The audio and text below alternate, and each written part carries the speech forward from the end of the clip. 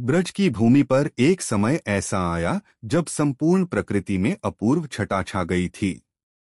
वृंदावन की गलियों में बांसुरी की मधुर ध्वनि गूंजती थी और गोपियां अपने हृदय में किसी अनकहे आकर्षण से पुलकित हो उठती थीं।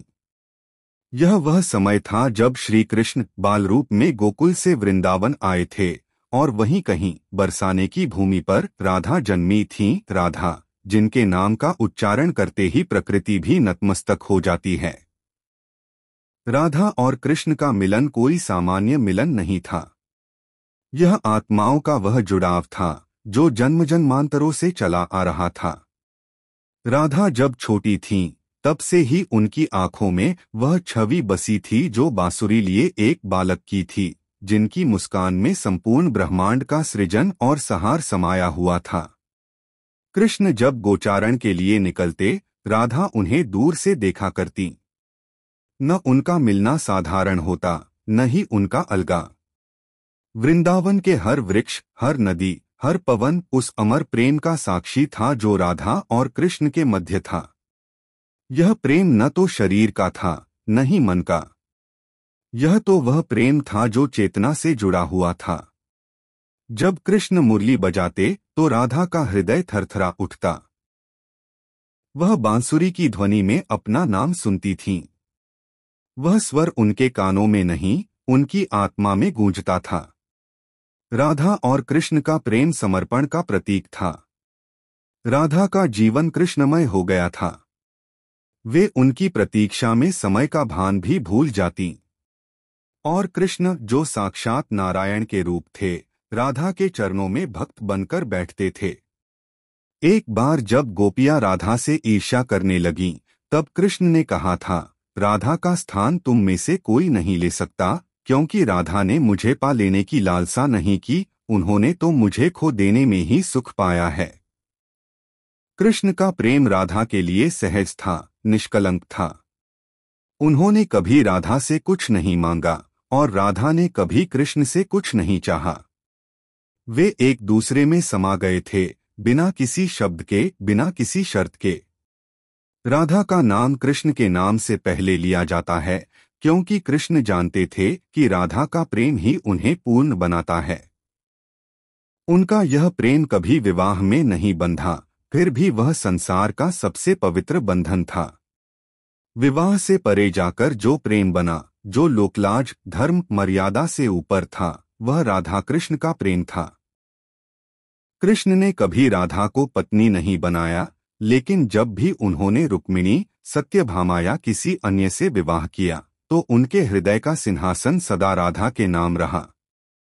जब कृष्ण ने मथुरा की ओर प्रस्थान किया, तो वृंदावन रो उठा। राधा न रोईं, पर उनके भीतर एक ऐसा तूफान उठा जो संपूर्ण ब्रह्मांड को हिला सकता था। उन्होंने विदा नहीं मांगी, क्योंकि वह जानती थीं कि कृष्ण शरीर से जा रहे हैं, आत्मा से नहीं। उन्होंने कृष्ण को रोका नहीं, बस मौन खड़ी रहीं। कृष्ण भी कुछ न बोले, बस उनके हृदय में राधा का मौन एक अमिट स्वर बन गया। मथुरा में कृष्ण ने कर्तव्य निभाए, युद्ध किए, धर्म की स्थापना की।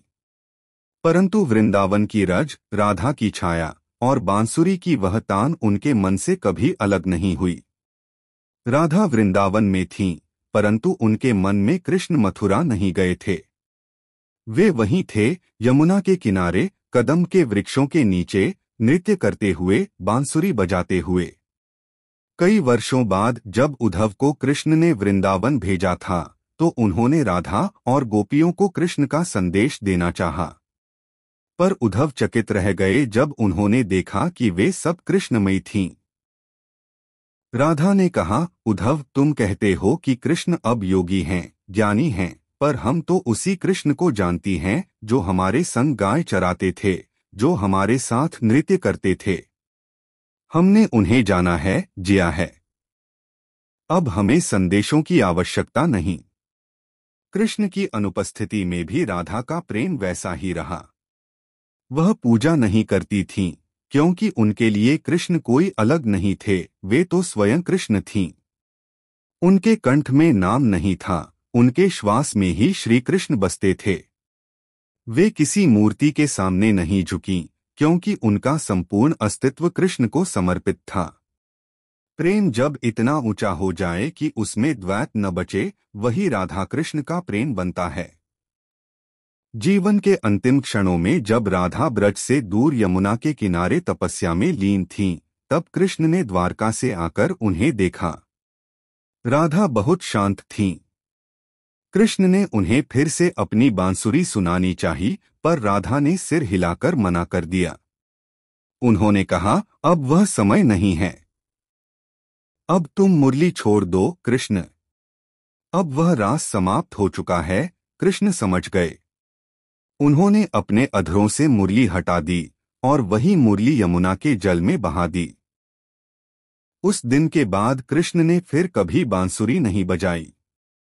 राधा उनकी ध्वनि थी और वह ध्वनि अब मौन में परिवर्तित हो गई थी।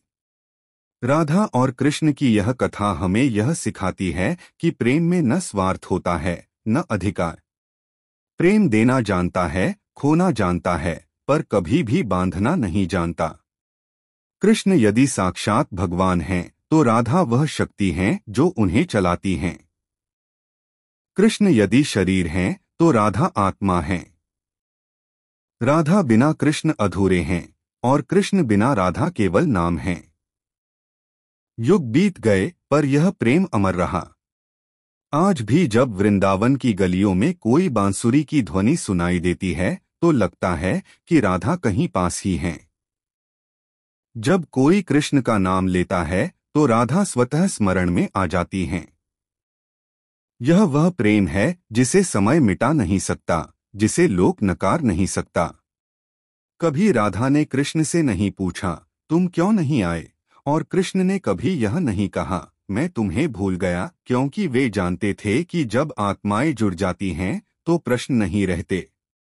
केवल मौन रह जाता है, एक ऐसा मौन जो स्वयं में संपूर्ण ब्रह्मांड की गूंज रखता है।